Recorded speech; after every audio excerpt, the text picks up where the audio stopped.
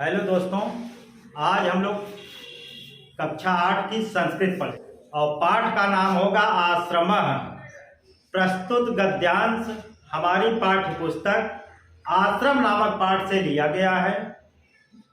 इस पाठ में नैमिषारण्य नाम का जो स्थान है, जो आश्रम है, उसकी महत्ता और उसकी सुंदरता का वर्णन किया गया है। अब इस पाठ को पहले मैं एक बार पढ़ता हूं। मैं पढ़ रहा हूं, आप लोग मिलाते जाइएगा, देखते जाइएगा, जो कठिन हो उसको सीखते जाइएगा। तो मैं एक बार इसका आदर्श वाचन कर रहा हूं, पढ़ रहा हूं, आप लोग देखिएगा, मिलाइएगा। अस्माकं प्रदेशस्य सीतापुर जनपदे नैमिषारण्यं प्राचीनं तीर्थस्थलम् अस्ति। तत्र एकस्मिन् आश्रमे ऋषयः मुनयः गुरवः कवयः छात्राश्च निवसन्ति स्म। आश्रमस्य विशाले परिसरे अश्वत्थ वट निम्बाशोक वृक्षाणां गहना छाया भवति स्म। तत्र फलशालिनः आम्र आम्लक पनस पेर वृक्षाः अपि विपुला आसन्। एभिः वृक्षैः तत् पर्यावरणं शुद्धमासीत्। येन शीतलाः वायवः मन्दं मन्दं वहन्ति स्म। काले काले च मेघः वर्षति स्म। दूसरा पैराग्राफ, दूसरी अनुवृत्ति। इदानीं तस्मिन् आश्रमे धेनवः वलिवर्धाः स्वाहान्ये च पशवः स्वच्छन्दं चरन्। वृक्षेषु कपीनां कूर्दनं चटकानां पूजनं मयूराणां नर्तनं च दर्शकेभ्यः आनन्दं ददत्। तस्याश्रमस्य समीपे गोमती नदी प्रवहत्। तस्याः निर्मलं जलं सर्वे आश्रमवासिनः पिबन्ति स्म। आश्रमे पशवः पक्षिणश्च विरोधं विहाय एकस्मिन् घट्टे पानीयं पिबन्ति स्म। एकत्र वसन्ति स्म, तत्रैव खादन्ति स्म च। आश्रमे छात्राणां कृते एते नियमाः आसन्। प्रातः सूर्योदयात् पूर्वम् उत्थातव्यं, नद्यां स्नानं कर्तव्यं, संध्यावन्दनं करणीयम्, ईश्वरः नमनीयः, सहैव खादनीयं, ततः पठनाय कक्षायां गन्तव्यम्। एक बार इसको पढ़ दिया गया। अब इसमें इस पाठ में जो भी शब्द हैं, जो लग रहा है कि ये शब्द थोड़ा सा कठिन है, मैं एक एक शब्दों का मैं अर्थ बता रहा हूं अलग अलग, उसको आप लोग नोट करते जाइएगा। जो ना आता हो उसको नोट करते जाइएगा, जो आता हो कोई बात नहीं। तो इसमें सबसे पहले अस्माकं, अस्माकं का अर्थ होता है हमारे। प्रदेशस्य, प्रदेश के। सीतापुर जनपदे, सीतापुर जनपद में। नैमिषारण्यम, नैमिषारण नैम, ये इसमें दो शब्द मिला हुआ है, जरा ध्यान दीजिएगा। नैमिषा अरण्य, नैमिषा नाम है उसका, अरण्य मतलब जंगल होता है। कहने का आशय है कि नैमिषारण्य नाम का ये प्राचीन मतलब पुराना तीर्थस्थलम अस्ति। अब इसका एक लाइन का अर्थ भी खूब अच्छी तरीके से समझते चलें। अस्माकं प्रदेशस्य सीतापुर जनपदे नैमिषारण्यम प्राचीनम तीर्थस्थलम अस्ति। हमारे प्रदेश के सीतापुर जनपद में नैमिषारण्य नाम का प्राचीन तीर्थ स्थल है। क्लियर? तत्र एकस्मिन् आश्रमे ऋषयः मुनयः गुरवः कवयः छात्राश्च निवसन्ति स्म। अब इसमें एक एक शब्दों का अर्थ देखिए। तत्र मतलब वहां, एकस्मिन् एक, आश्रमे आश्रम में। देखिए इसमें जरा ध्यान दीजिएगा, जैसे आश्रम है और आश्रम में इसमें है ना, तो आश्रम, इसका अर्थ होगा आश्रम में। ऋषयः ऋषि, मुनयः मुनि, गुरवः गुरु, कवयः कवि, छात्राश्च, इसका अर्थ होगा और छात्र, निवसन्ति निवास करते थे। अब इसका अर्थ सुनिए, मिला करके अर्थ सुनिए। वहां एक आश्रम में ऋषि मुनि गुरु कवि और छात्र निवास करते थे। फिर से सुनिए, वहां एक आश्रम में, यानी उस एक आश्रम से आशय है कि उस आश्रम में ऋषि मुनि गुरु कवि और छात्र निवास करते थे। आगे चलते हैं। आश्रमस्य विशाले परिसरे अश्वत्थ वट निम्बाशोक वृक्षाणाम गहना छाया भवति। एक एक इसमें भी एक एक का अर्थ समझते चले, पहले अलग अलग। आश्रम के विशाले यानी बड़ा, परिसरे परिसर में, अश्वत्थ पीपल, वट बरगद, निम्बाशोक, दो शब्द है इसमें, नीम और अशोक, वृक्षाणाम यानी वृक्ष, गहना गहरी, छाया भवति। अब अर्थ मिला करके देखिए।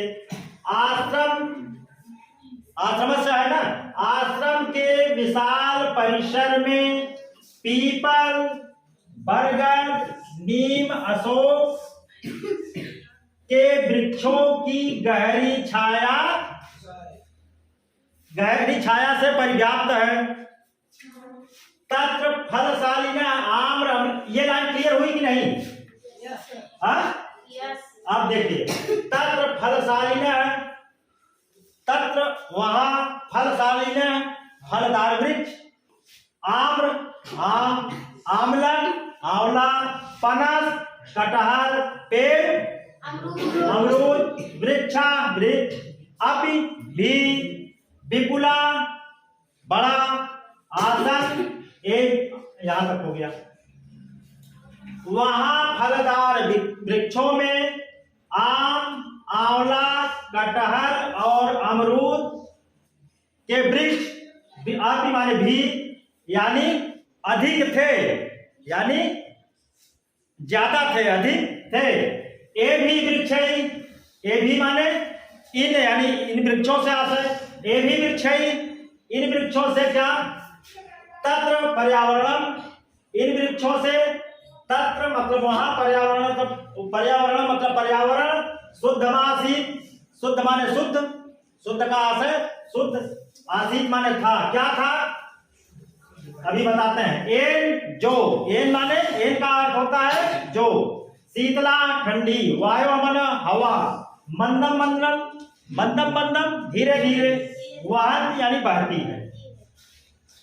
काले काले च मेघ वर्षति। अब यहां से अर्थ देखिए, वहां पर्यावरण, सॉरी यहां से है, ये भी वृक्ष है, इन वृक्षों से वहां का पर्यावरण अत्यंत शुद्ध था, यानी वृक्षों से वहां का पर्यावरण क्या था? बिल्कुल शुद्ध था।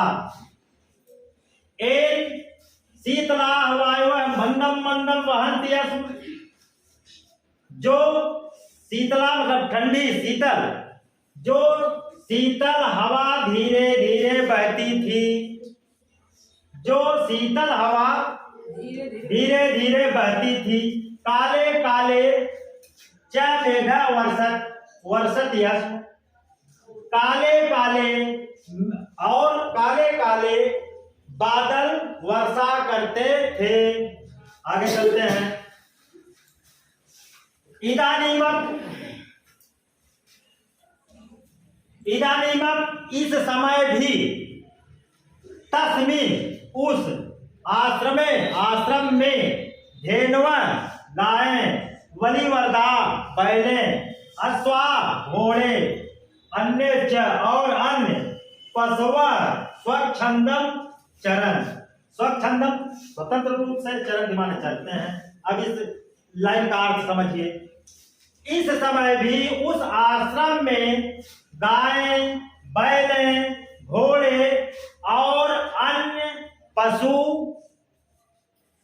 स्वच्छंदम चरण, यानी इस समय भी उस आश्रम में गायें, बैलें, घोड़े और अन्य पशु भी स्वतंत्र होकर चरते। वृक्षेषु कपीनां कूर्दनम,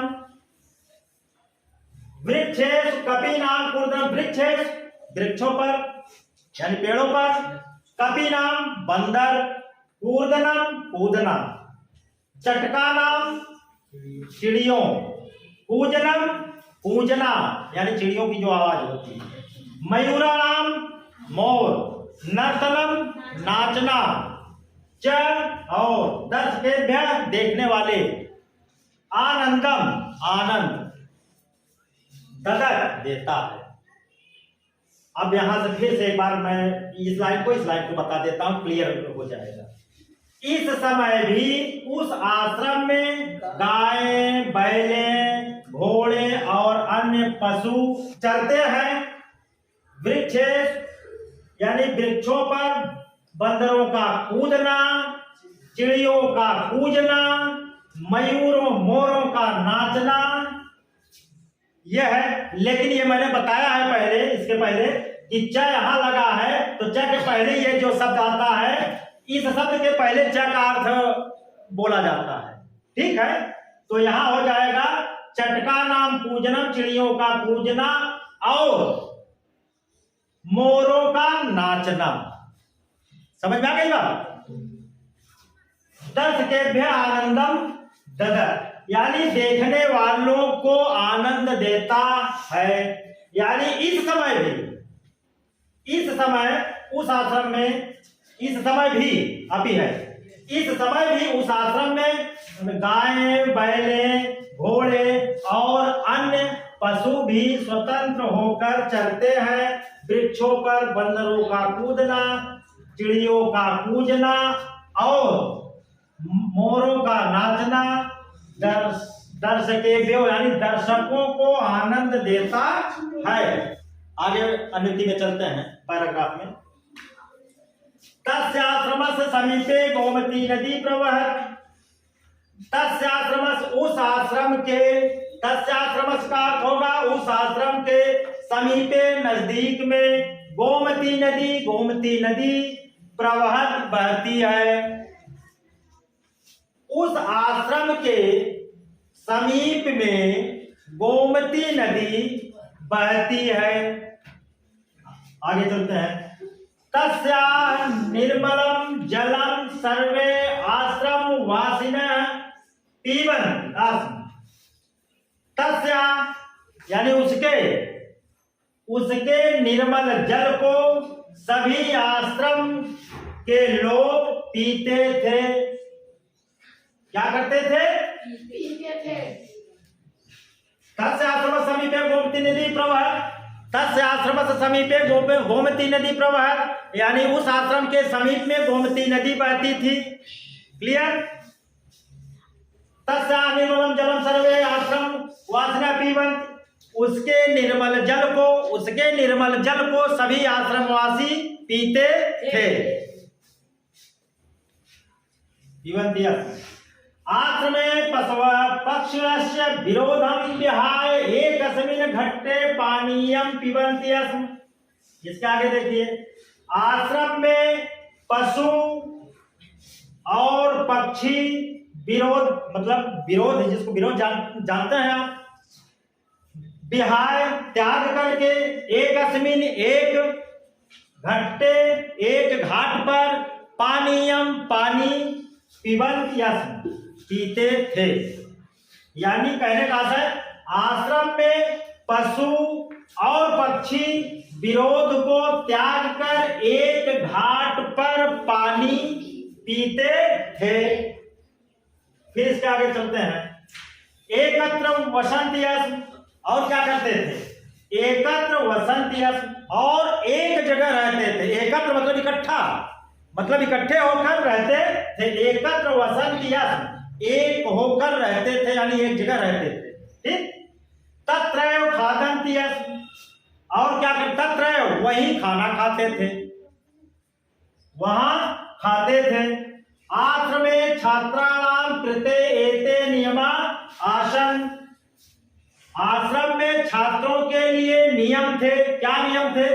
आश्रमे छात्राणां कृते एते नियमा, यानी आश्रम में छात्रों के लिए ये नियम थे। कौन नियम थे? इधर से देखिए, प्रातः सूर्योदय के पहले, सूर्योदय पूर्वम है ना, प्रातः सूर्योदय, प्रातः मतलब सुबह, सूर्योदय मतलब सूर्योदय से, सूर्योदय का अर्थ होता है सूर्योदय से, पूर्वम मतलब पहले, उत्थातव्यम उठना चाहिए, नद्या नदी, स्नानम स्नान, कर्तव्यम करना चाहिए, संध्यावदनम शाम की वंदना, करणीयम ईश्वर ईश्वर भगवान, नमनीय नमन, सहैव साथ में, खादनीयम खाना, तत्र पठनाय ततः पठनाय, पठनाय मतलब पढ़ने के लिए, ततः तब, कक्षायाम गंतव्यम कक्षायाम कक्षा में, गंतव्यम जाना चाहिए।